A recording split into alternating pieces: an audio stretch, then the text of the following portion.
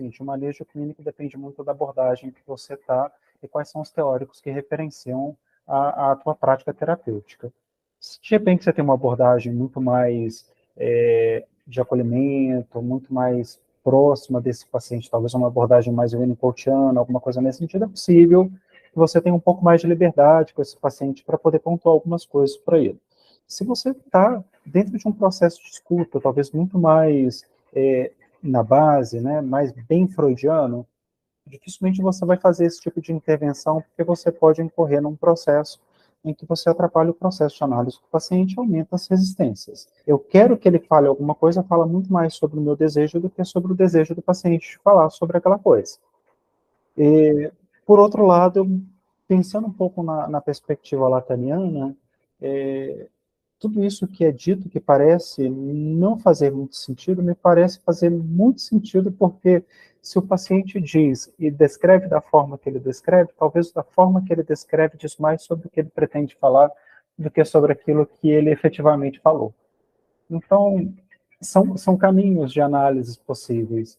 Agora, eu sempre tomaria cuidado para não correr nesse equívoco que é querer impor o meu desejo de escutar algo do paciente, quando ele, na verdade, talvez não esteja preparado ainda para dizer. E sem desejo, sem memória, tem uma conotação muito importante quando você pensa o seguinte: sem desejo já ficou claro que eu acabei comentando, mas sem memória é assim.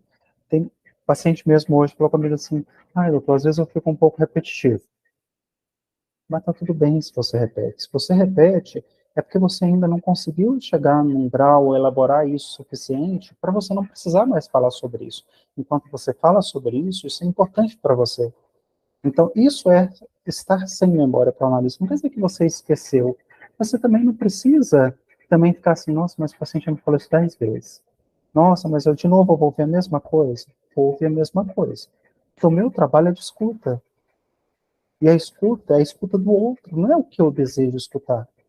Então, se o paciente fala, eu preciso também estar sem memória. Isso significa o quê? Se aquilo que ele vai dizer naquele dia é parecido com o que ele já disse no dia anterior, o que ele está dizendo ali que é tão importante novo que ele continua dizendo e ele está tentando de alguma forma elaborar? Então, isso é ser sem memória. Entendam isso. Isso é muito importante.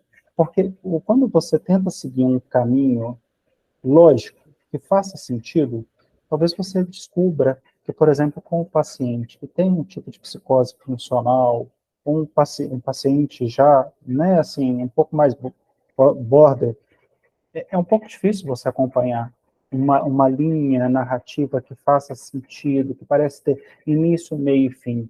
Então, se você ficar tentando conectar todos os pontos, você fica doido. Quem vai ficar doido é você, porque não vai fazer sentido nenhum. Então, é por isso que a gente fala, tem que fazer sentido pro paciente, pro analisando, não é para nós. Percebem isso? Isso é ser sem memória, talvez de forma mais simples. O Freud vai dizer que a gente pode, quando a gente percebe que o paciente está na beira de um insight, você pode dar um empurrãozinho de vez em quando, que estaria tudo bem. Ele fala só para a gente tomar cuidado para que a gente não queira empurrar demais, porque você pode aumentar as resistências. Processo de construção dentro da terapia.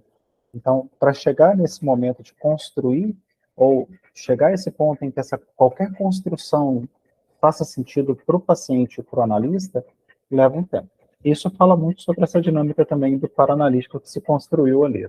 Que te permite ter um pouco mais de manejo nesse sentido. Tem pacientes que estão muito distantes, não chegam prontos, às vezes, durante muito tempo de análise, não estarão prontos. E isso também fala que talvez, para aquele estilo de paciente, faça mais sentido algum tipo de outro tipo de abordagem terapêutica, talvez um pouco mais direta, mais objetiva, mais intervencionista. Por isso é tão importante para a gente estudar as bases. E hoje a gente já está um pouquinho além, porque a gente já está estudando Ferenczi, e Ferenczi já é um desses que vem trabalhando aquilo que a gente já estudou na base, que é o próprio Freud. Ele vem reforçando muito do que já foi dito pelo Freud, com algumas pequenas modificações, com algumas releituras, com algumas inclusões e analogias importantes, que melhoram muito o nosso entendimento do que foi dito pelo Freud, mas a gente vê que o trabalho dele é de postular ou de reforçar essa coisa mesmo da própria teoria psicanalítica freudiana de base.